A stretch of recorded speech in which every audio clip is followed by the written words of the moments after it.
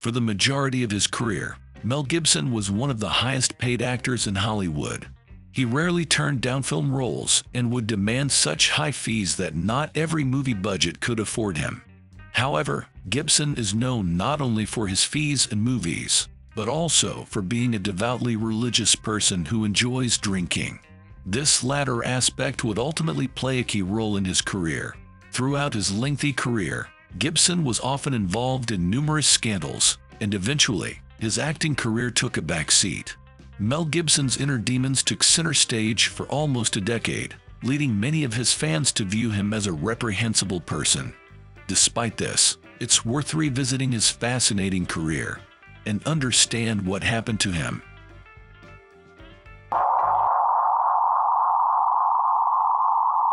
His career began on theatrical stages and with small roles in Australian television shows. In 1979, he was lucky enough to be cast in George Miller's apocalyptic action film, Mad Max, which remains a cult classic today. Interestingly, Gibson did not intend to audition for a role in Mad Max, but went along with a friend who was reading for a part. Gibson had been in a bar fight the night before and described his face as looking like a black and blue pumpkin. Nevertheless, the casting director asked him to return in 3 weeks to audition for one of the movie's post-apocalyptic freaks, and later asked him to audition for the lead role after his face had healed. The entire budget for Mad Max was only 350,000 Australian dollars, and most of the filming equipment and costumes were found in the crew zone closets and garages. Only Mel Gibson's character was dressed well, while the others were the cheapest rags that could be found. The plot of the film has been criticized, and its financial situation was complicated, with a box office collection of just over 5 million Australian dollars in Australia. But given its budget, it was considered a huge success. The film's success quickly caught the attention of various small global distributors, and it was sold worldwide. It is believed that the first Mad Max film earned over $100 million. Later that year, Gibson returned to the Mad Max franchise for George Miller's sequel, The Road Warrior. The Road Warrior is all-out action on the street. Gibson only had 16 lines of dialogue in the entire film. The US release of Mad Max was a disappointment, prompting Warner Brothers to change the title to The Road Warrior for its release. The marketing campaign emphasized car crashes and chaos rather than Mel Gibson's character. The impact of The Road Warrior extended beyond its own success, as it transformed the aesthetic of science fiction films for years to come. Many subsequent post-apocalyptic movies owe their inspiration to George Miller's iconic film. Kevin Costner attempted to replicate The Road Warrior's success with his own post-apocalyptic movie, but failed on 2 occasions, ultimately damaging his career. Gibson's early career in Australian cinema is his remarkable fortune in working with 2 of the country's most successful directors, Weir and Miller, both of whom went on to achieve great success in Hollywood. In 1982, Gibson collaborated once again with Peter Weir on The Year of Living Dangerously, which marked the first ever Australian Hollywood co-production. The movie also featured Sigourney Weaver and Linda Hunt, who won the Academy Award for Best Supporting Actress for her portrayal of a man. Gibson played a journalist entangled in political intrigue in Indonesia. However, filming in Manila was disrupted after only 3 weeks due to death threats, with the perpetrators assuming the movie would be critical of Islam. The Year of Living Dangerously was a modest success in the United States. Its box office earnings were underwhelming compared to Gibson's earlier work. In 1983, Mel Gibson was inundated with offers from American filmmakers. He signed on for 3 films, but one after the other. They all completely flopped at the box office. Despite this, he received a record-breaking $500,000 for his role in one of the films. However, the most disappointing and high-budget failure for Gibson in 1984 was The Bounty. The Dino De Laurentiis project cost $25 million but only managed to bring in $9 million at the box office.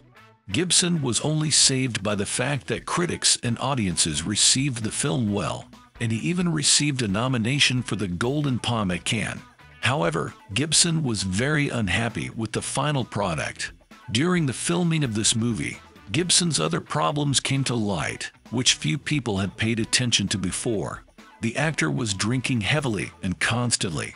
Anthony Hopkins was most outraged by this fact. Hopkins, who quit drinking in the mid-70s, repeatedly urged Gibson to quit.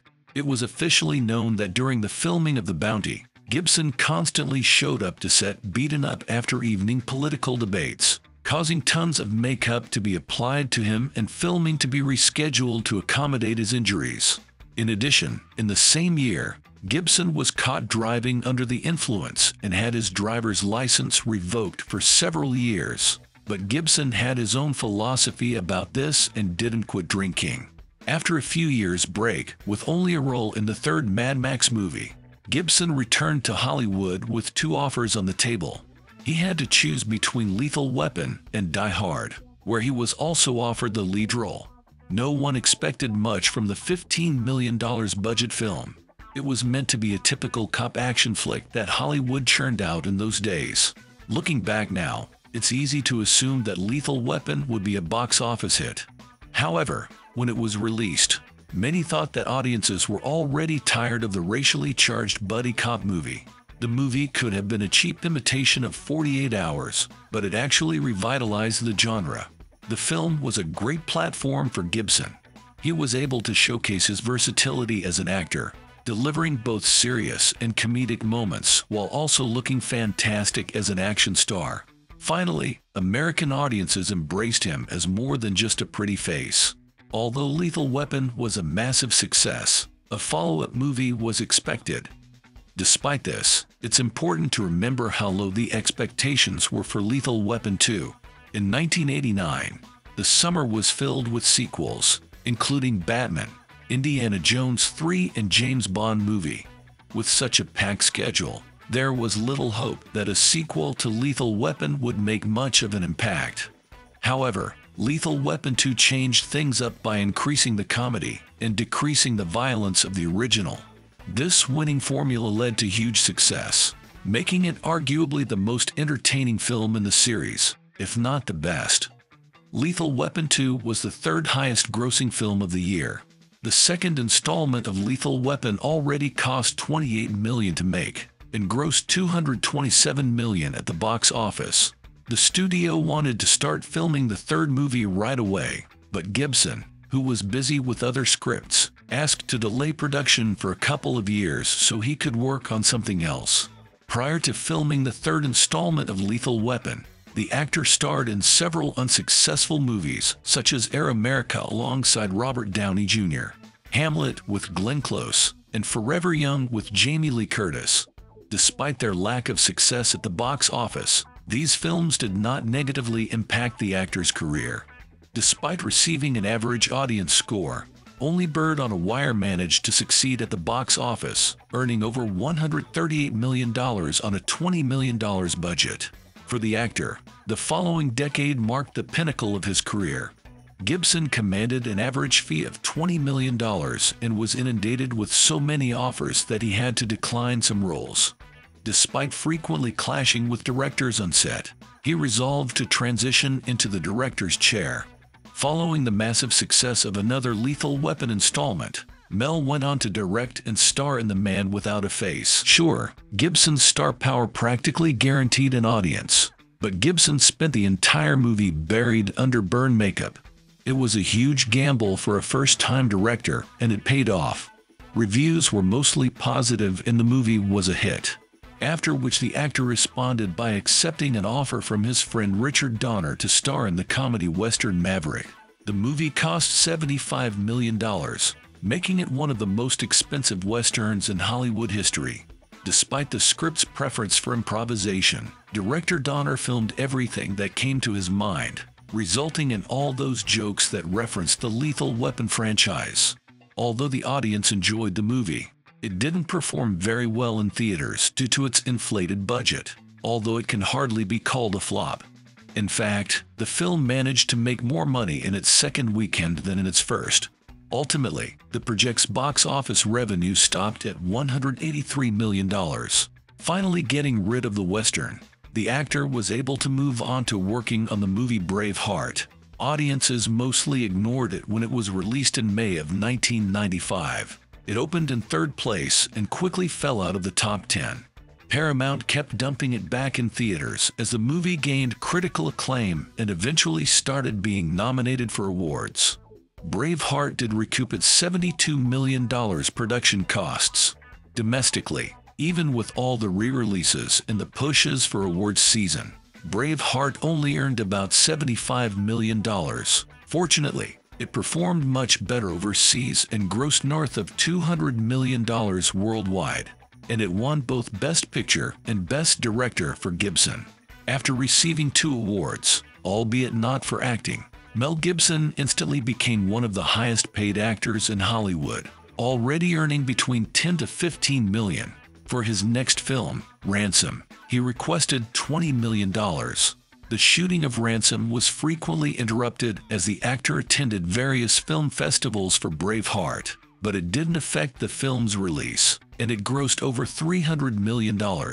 However, in 1997, he finally had a film that did not perform well in theaters. Richard Donner directed Conspiracy Theory, which blended action, comedy, and thriller genres. The movie received mixed to negative reviews due to its messy plot.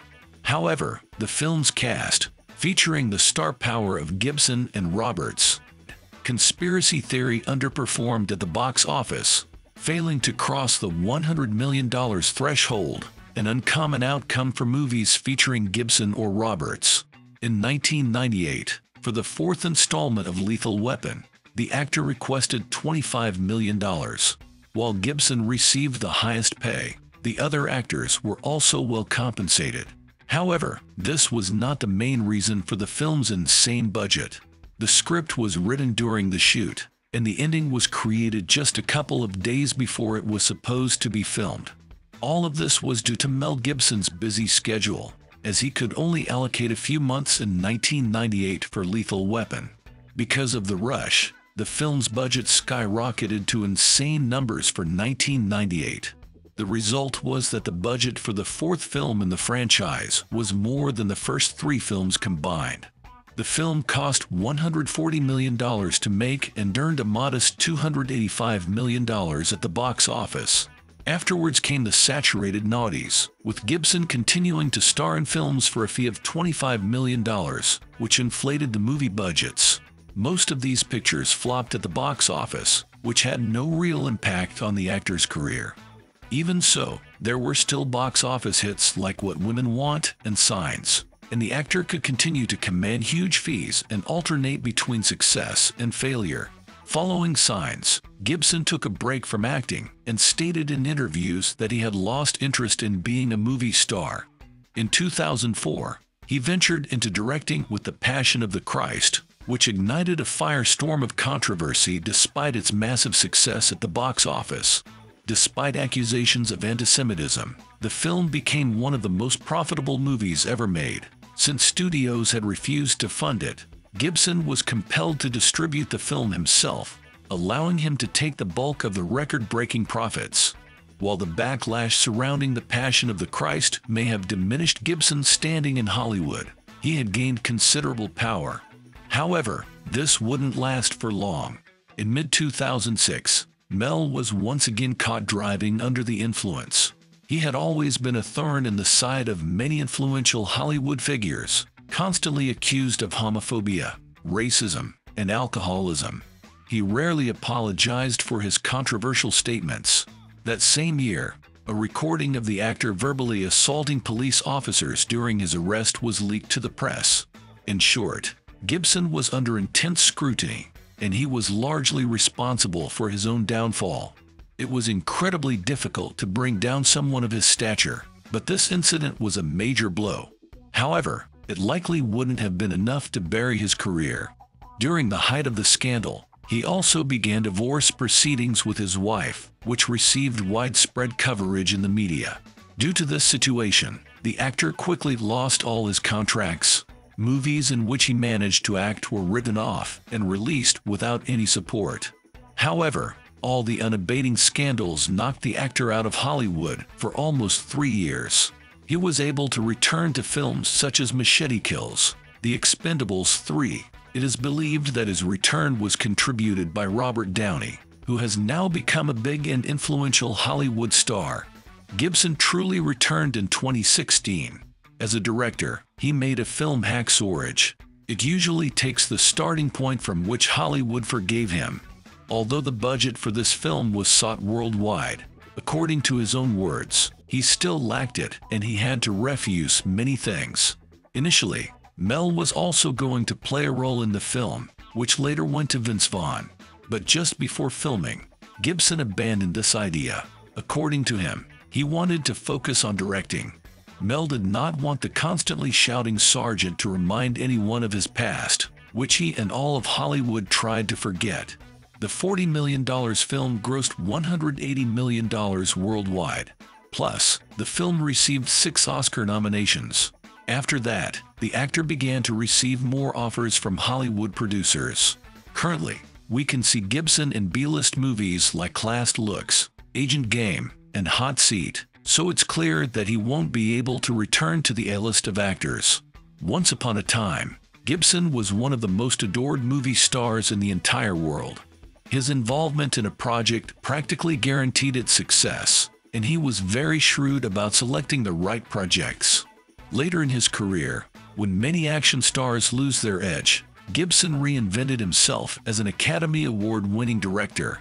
Out of all the Hollywood careers, Gibson's fall was the most drastic. Nonetheless, Mel doesn't despair and plans to continue creating as a director. According to rumors, we can expect the upcoming releases of Lethal Weapon 5 and The Passion of the Christ, Resurrection.